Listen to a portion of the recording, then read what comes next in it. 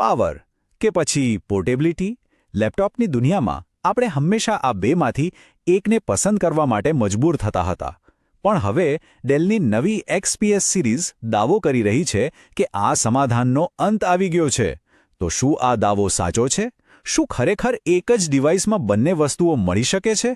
ચાલો આની જરા ઊંડાણમાં તપાસ કરીએ. આપણી લાઈફ હવે ક્યાં એક જગ્યાએ સીમિત છે, બરાબર ને? ક્યારેક ઘરેથી કામ, તો ક્યારેક કોફી શોપમાંથી. તો પછી આપણું લેપટોપ શા માટે આપણને એક ડેસ્ક સાથે બાંધી રાખે? આ જ એ મૂળ સવાલ છે જેનો જવાબ ડેલ પોતાના નવા લેપટોપથી આપવાની કોશિશ કરી રહ્યું છે. તો ચાલો સૌથી પહેલા એ સમસ્યાને સમજીએ, એ જૂની માથાકૂટને, જેને પાવર પોર્ટેબિલિટીનું સમાધાન કહેવાય છે, જેનો અનુભવ લગભગ દરેક હાઈ પરફોર્મન્સ લેપટોપ વાપરનારાઓએ ક્યારેક ને ક્યારેક તો કર્યો જ હશે. આ વાત તો લગભગ બધાએ અનુભવી જ હશે, ખરું ને? એક બાજુ છે એક જબરદસ્ત પાવરફુલ મશીન જે ગમે તેવું ભારે કામ કરી શકે, પણ એને બેગમાં નાખીને ફરવું એટલે ખભાનો દુખાવો પાક્કો.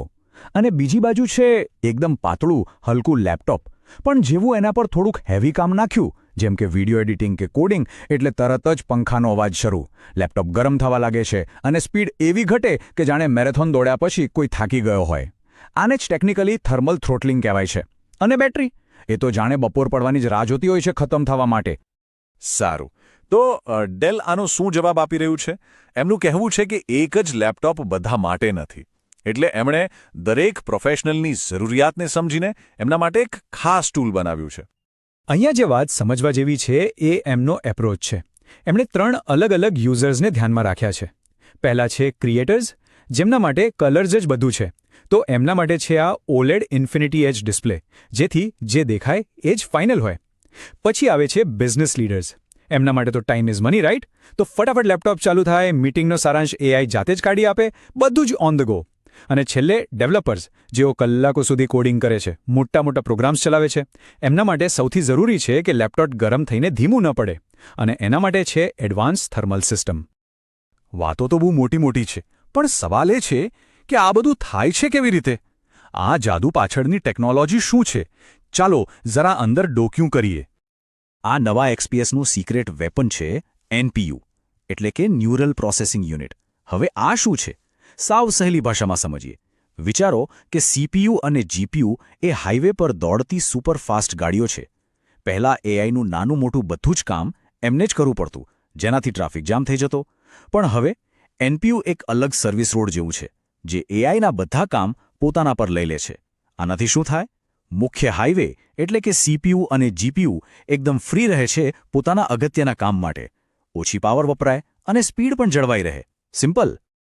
ચાલો હવે જરા મુખ્ય સ્પેસિફિકેશન્સ પર ફટાફટ નજર નાખીએ. અહીંયા જ ખબર પડી જાય છે કે આ કોઈ આમ લેપટોપ નથી. પ્રોસેસર જુઓ, ઇન્ટેલ કોર અલ્ટ્રા, જેમાં CPU, GPU અને NPU ત્રણેય છે. પછી ડિસ્પ્લે, શું વાત છે! 3.2K OLED ટચસ્ક્રીન, એ પણ 120 હર્ટ્ઝ રિફ્રેશ રેટ સાથે. બિલ્ડ ક્વોલિટી એકદમ પ્રીમિયમ છે અને કનેક્ટિવિટીમાં પણ કોઈ કસર નથી. થંડરબોલ્ટ 4, Wi-Fi 7, મતલબ કે આ મશીન ફ્યુચર પ્રૂફ છે. અને સૌથી મોટી વાત, આટલી બધી તાકાતનું વજન કેટલું છે? માત્ર 1.6 કિલો. જી હા, 1.6 કિલોથી શરૂ. આ જ તો એ પોઈન્ટ છે જ્યાં પાવર અને પોર્ટેબિલિટી હાથ મિલાવે છે. આ જ બતાવે છે કે હવે શક્તિશાળી હોવા માટે વજનદાર હોવું જરૂરી નથી. ઓકે, ટેકનિકલ વાતો તો ઘણી થઈ ગઈ, પણ આ બધી ફેન્સી ટર્મ્સ અને નંબર્સનો આપણી રોજિંદી લાઈફમાં શું ફાયદો? ચલો હવે એ સમજીએ કે આ લેપટોપ આપણી રોજિંદી માથાકૂટને કેવી રીતે દૂર કરે છે. એક બાજુ છે આપણી જૂની ફરિયાદો, બેટરીની ચિંતા અને પંખાનો અવાજ જે મીટિંગમાં બધાનું ધ્યાન ખેંચી લે. બીજી બાજુ છે XPSનું સોલ્યુશન. પેલો જે NPU છે ને, એ ઓછી પાવર વાપરીને બેટરી લાઈફ વધારે છે. અને નવી ડ્યુઅલ ફેન સિસ્ટમ એટલી શાંત છે કે તમને ખબર પણ નહીં પડે કે એ ચાલી રહી છે. 18 કલાક! જી, 18 કલાકથી પણ વધારે બેટરી લાઈફનો દાવો છે. વિચાર તો કરો, સવારે ઘરેથી નીકળો અને રાત સુધી ચાર્જરની જરૂર જ ન પડે. આ કમાલ પણ પેલા NPUનો જ છે, જે ચૂપચાપ બેકગ્રાઉન્ડમાં કામ કરીને પાવર બચાવે છે. એટલે હવે ચાર્જર ભૂલી જવાની ચિંતામાંથી મુક્તિ. અને પેલા પંખાના અવાજનું શું?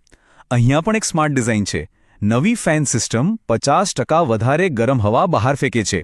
આનો સીધો મતલબ એ છે કે તમે ભલે વિડીયો એડિટિંગ કરતા હો કે ગેમિંગ, લેપટોપ એકદમ ઠંડુ અને શાંત રહેશે.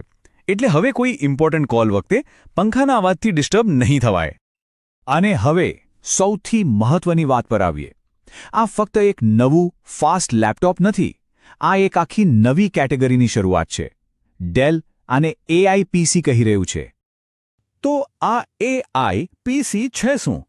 જુઓ, અત્યાર સુધી એઆઈ કામ કરવા માટે ઇન્ટરનેટ અને ક્લાઉડ પર આધાર રાખતું હતું.